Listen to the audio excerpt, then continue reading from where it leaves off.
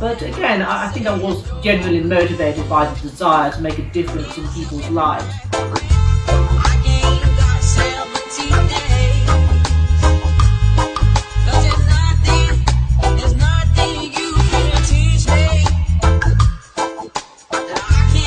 Another challenge is dealing with all sorts of different client groups. For instance, people from ethnic minority backgrounds who may not necessarily possess good skills in English.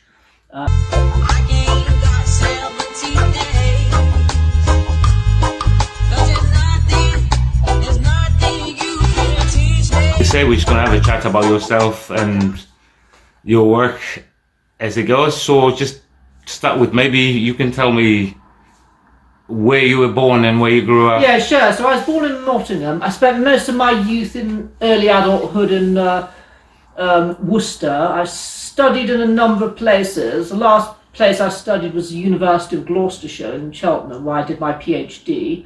And then I find myself living in Stevenage, working in drug and alcohol services. At the moment, we're filming in my lovely flat in Stevenage. And Shan is my guest today. Yeah, thanks, Beth. You mentioned your PhD. Did you want to tell us a little bit more about your PhD? What it was? Yeah, absolutely. So it's absolutely nothing to do with the work that I do these days. It was a PhD in historical theology, focusing on 19th century church history. While I was doing that, I got a job in a drug service in Worcestershire part-time, working as an administrator, and working in there, it kind of opened me up to the world of drug and alcohol issues, and seeing how vulnerable people's lives were in that. And it kind of got me thinking that maybe this was a line of work that I could get into. So that's how I sort of ended up where I am today. So here we are.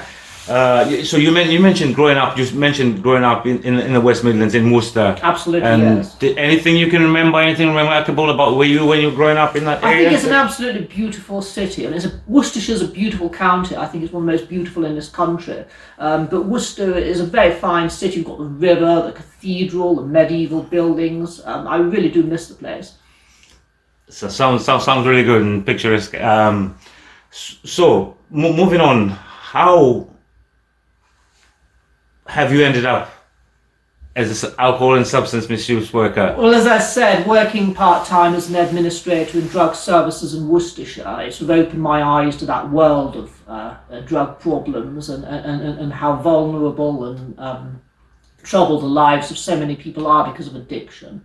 And it also seemed like a good career route. There's no formal entry route into drug services, so I wouldn't have had to get another qualification. It's also reasonable money as well. But again, I think I was genuinely motivated by the desire to make a difference in people's lives. I think back then drug services were kind of slightly different than they are to now. It's maybe a little bit less corporate. There's kind of a bit of a punk rock ethos. If you were somebody with a kind of sort of activist edge and a desire to sort of change the world, then drug services were quite a good place to be. And up to now, what can you say are some of the challenges that you've come across in your work as an alcohol and substance misuse worker?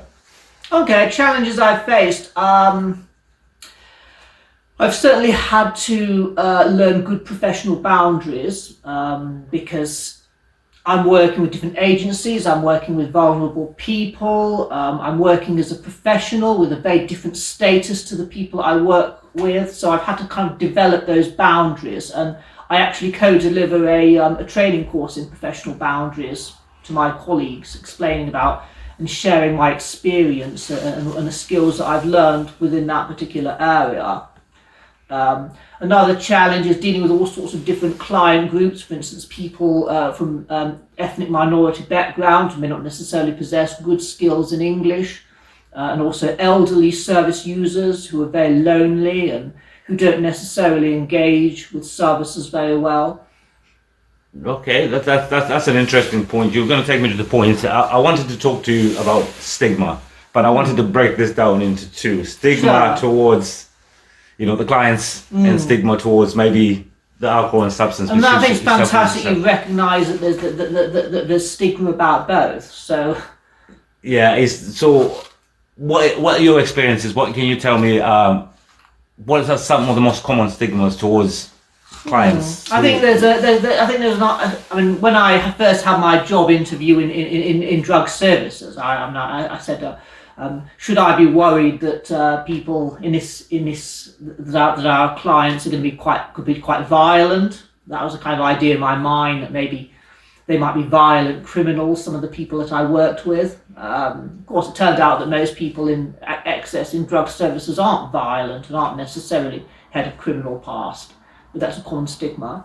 I think there's also the idea that people who use drugs are always people who are from very low backgrounds. I've met a lot of middle-class people and people from well-to-do trades earning good money who mess around with cocaine or smoke cannabis. We shouldn't assume that all drug users are homeless or criminal.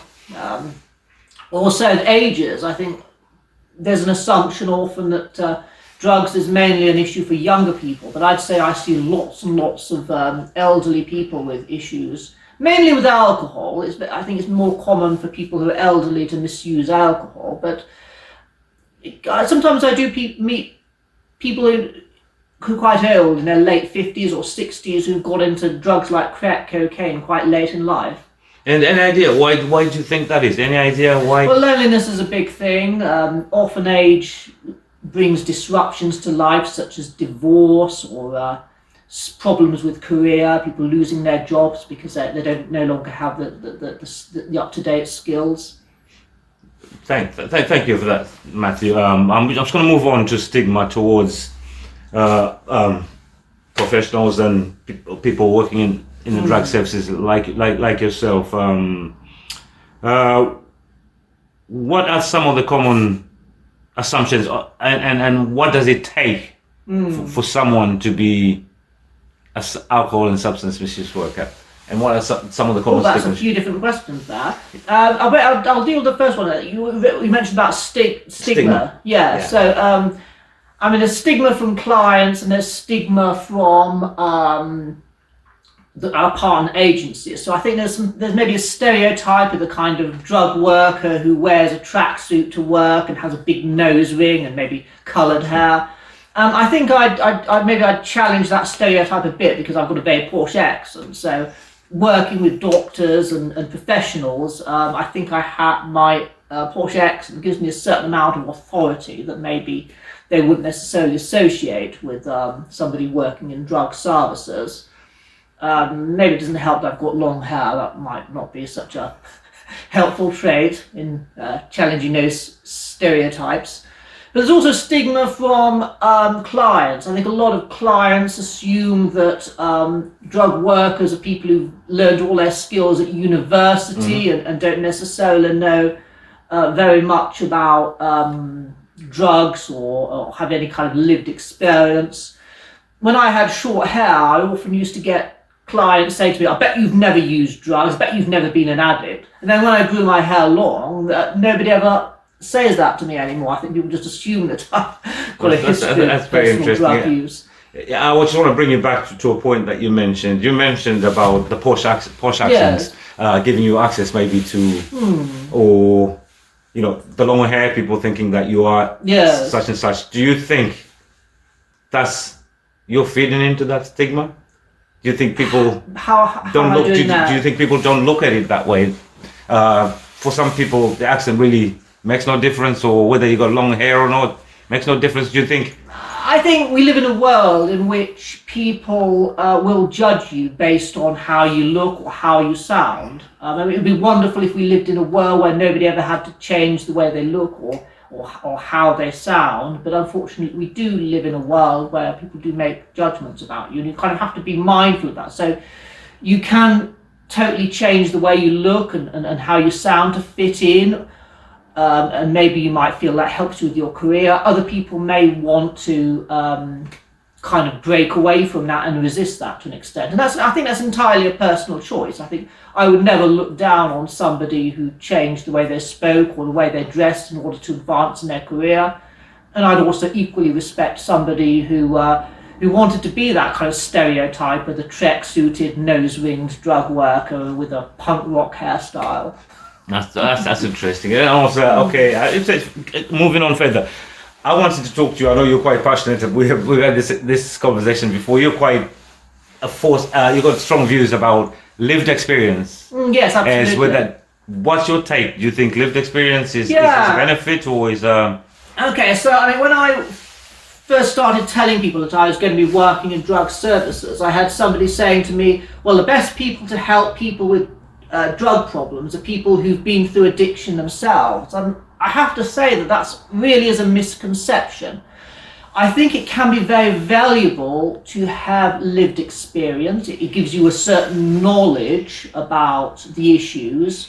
It can help with building empathy, though of course there are other ways of learning empathy, and it's important to learn those. However, nobody can have experience of everything. So I might well be somebody who's used cocaine in my past, but that doesn't mean I have any knowledge of experiences of somebody who's a homeless heroin user. Those are very different experiences. Likewise, I might well have been an alcohol dependent person. I might have been drinking a bottle of vodka every day, but that's very different from the experience of somebody who binges on wine whenever they have a mental health crisis. And the danger of kind of bringing that personal experience to the forefront is you assume that because you learned to deal with those issues a particular way, that other people who are going through addiction need to follow that same route, and so you end up pushing your own experience on others. There's also the other danger, I think, with people who've come from that service user background, that when they're working with clients, working with service users, that they start to relive their own experiences.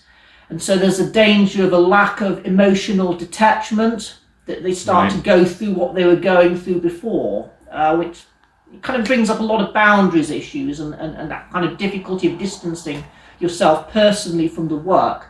So what I would say is that there are some fantastic drug workers who have lived experience, who've been addicts themselves. There are also some absolutely fantastic and brilliant workers who've never ever touched drugs in their life, who've never touched alcohol before. One shouldn't assume that those workers who've had the lived experience are necessarily going to be better, because ultimately none of us have experienced everything.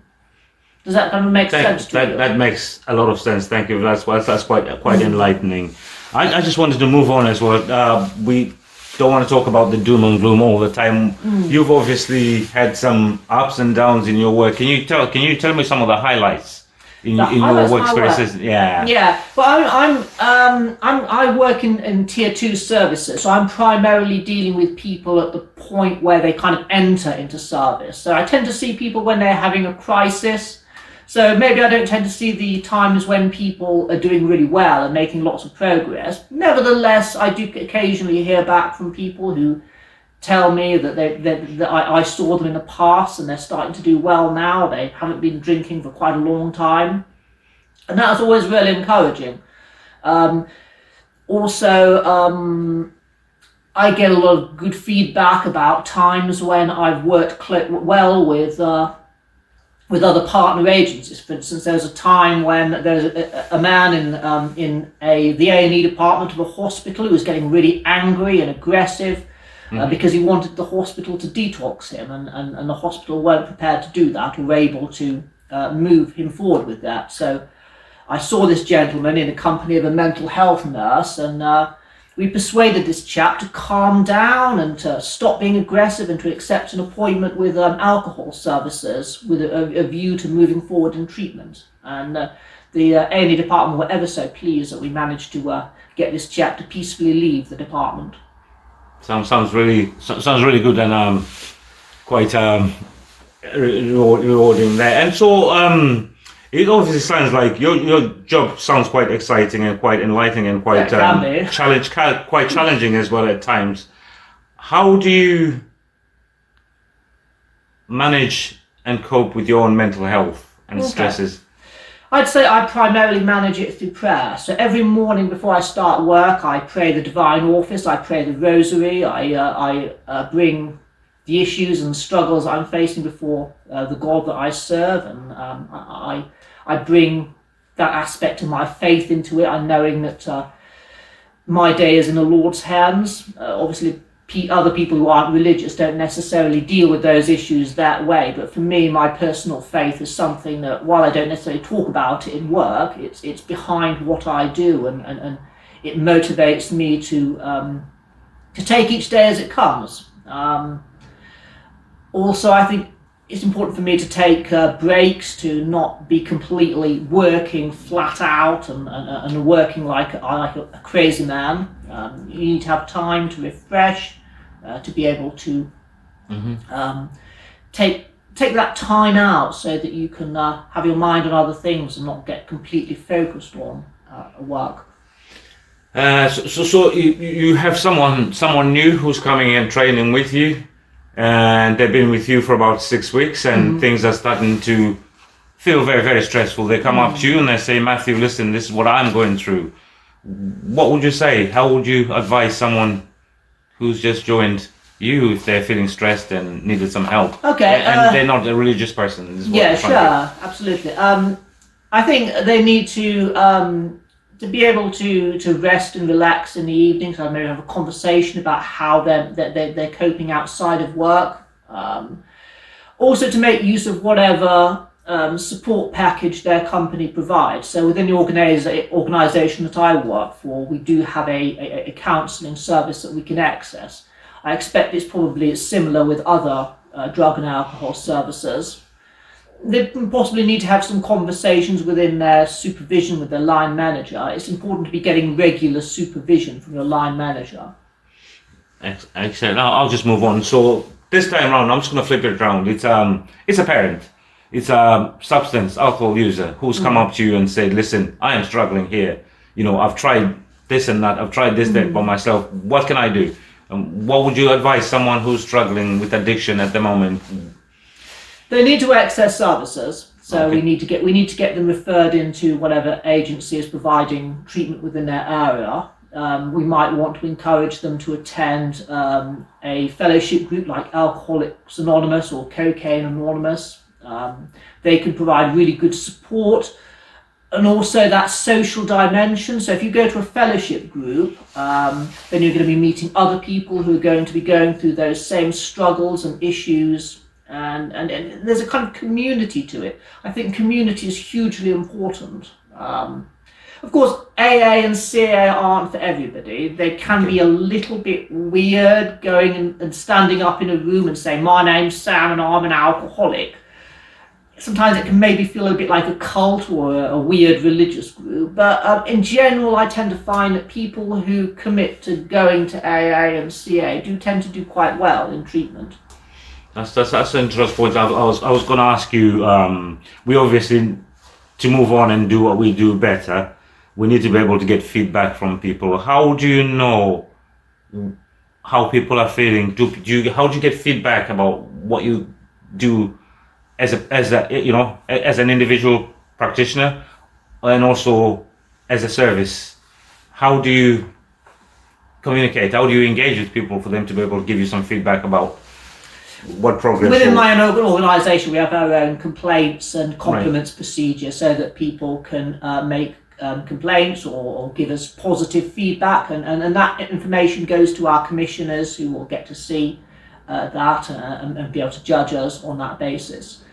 I do get feedback all the time from partner agencies I work with clients that I see. Some people really like me and some people find me a bit irritating. It's the same with lots of workers. The lady that I work with most closely, some of the clients that see her absolutely adore her, and then quite a lot don't really like her very much. Right. So it's we get all sorts of feedback from people. Okay. Obviously the field that you work in, alcohol and substance misuse, addiction, we can name whatever. It's constantly moving. It's fluid. It's constantly moving, changing. What are some of the trends in the drugs and alcohol markets at the moment? What's happening in terms Really of interesting development? question. I think there are huge problems with people becoming addicted to opiate medication. Okay. In this country? In this country, yes. I mean, that's a huge issue in the United States. But here in the UK, we are seeing people who are becoming addicted to opiate drugs that they've been prescribed by their GPs. And I'm not sure that there is a lot of support in place for that particular issue. I think more needs to be done regarding that. There's also, I think, a big trend of older drinkers. So lots of I see lots of lonely old men, men who have very poor support networks and who end up using alcohol to deal with loneliness and boredom. And those people don't engage terribly well with services, so it's very difficult to really know what to do with that particular client group. Also, I think that generation of people who used heroin, Generation X, that was a big thing, heroin in the 1980s, that client group are getting older and they're getting more and more health problems and they're really deteriorating, and those people are coming into hospital and putting a lot of demand on the NHS. That's quite interesting. I think we've seen that trend as well in mental health in general. Just not quite a touchy subject. I'm going to talk about people hurting themselves or taking their lives or suicide. Obviously, sometimes inevitable in the work that we do.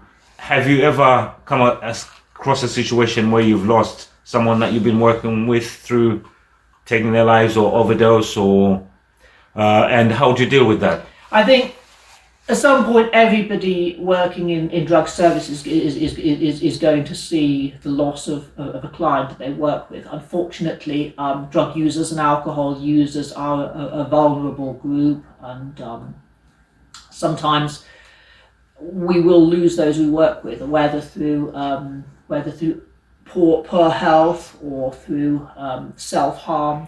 This unfortunately does happen. Okay, right. That's quite enlightening. I'm going to move on now. So, what are your future aspirations, and what do you hope to do? What do you hope for the progress? What sort of progress do you hope, or development do you hope to see in the alcohol and substance misuse field? I think speaking personally, I think I'd like to do more training. I absolutely love teaching and sharing the skills and knowledge that I've learned. I take every opportunity I've got to deliver training sessions. I'd like to do more of that in the future. I've got a teaching guild certificate in teaching, so I've had a bit of practice at teaching, so I'd love to do a bit more of that. I'm not sure what opportunities will present themselves, but hopefully I shall get some. Well, I think you've answered pretty much most of my questions. Maybe just one little further question here.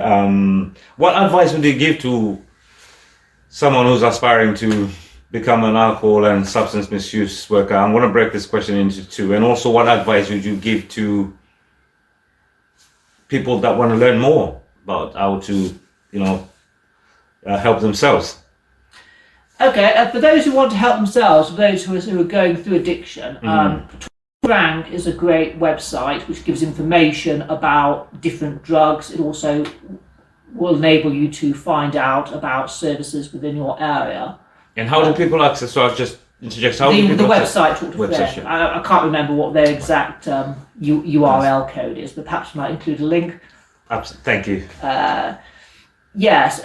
Also, a lot of local councils will provide information about services within their area, a lot of council websites. So, I mean, all you need to do is to look up drug services or alcohol services in, say, Southport, assuming that's where you live, or Leicester, if you live in Leicester, and you should be able to quite quickly find out where to go.